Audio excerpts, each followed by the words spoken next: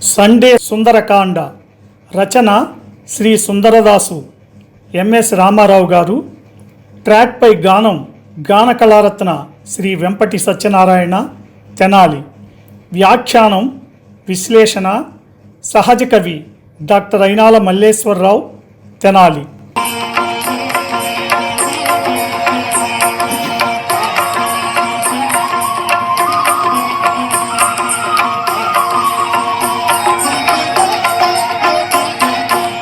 శ్రీ హనుమాను గురుదేవులు నాయద పలికిన సీతారామ కథ, నే పలికెద సీతారామ కథ.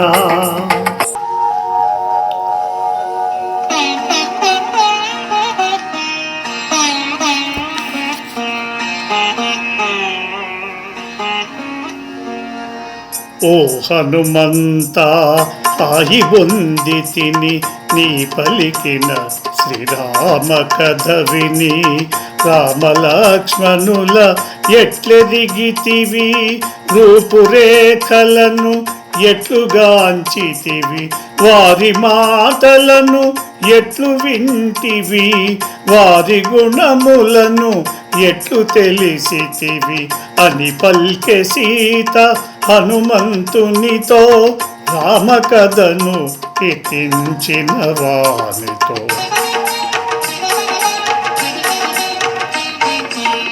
సర్వజీవన సంప్రీతి పాత్రుడు, కమల నేత్రుడు, దయాసాంద్రుడు, బుద్ధియందు బృహస్పతి సముడు, కీర్తియందు దేవేంద్రుని సముడు, క్షమాగుణమున పృథివీశముడు, సూర్యతేజుడు, శ్రీ రఘురాముడు అని హనుమంతుడు సీతతో పలికి అంజలి ఘటించి చెంతన నిలిచే.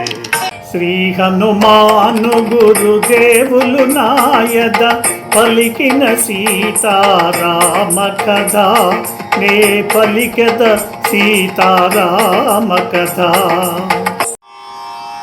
రామలక్ష్మణులు, సుగ్రీవుడు వానరకోటితో సహా లంకకు వస్తారని మారుతి సీతతో చెప్పాడు.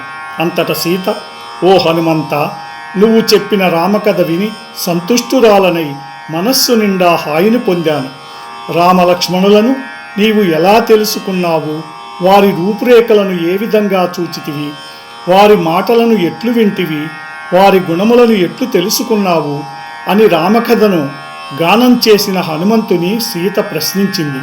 అందుకు మారుతి సమాధానంగా, సర్వజీవనులకు అత్యంత ప్రీతిపాత్రుడు, కమలముల వంటి కన్నులు కలిగినవాడు, దయాగుణ సంపన్నుడు, బుద్ధియందు బృహస్పతి, కీర్తియందు దేవేంద్రునితో సమానమైనవాడు, క్షమాగుణములో భూదేవితో సమానమైనవాడు, సూర్యతేజుడైన శ్రీ రఘురాముడు తల్లి అని హనుమంతుడు సీతతో పలికి నమస్కరించి చెంతన నిలిచాడు. ఈ ప్రోగ్రాంపై మీ యొక్క అభిప్రాయాన్ని లైక్ చేసి కామెంట్ రూపంలో తెలియజేయండి.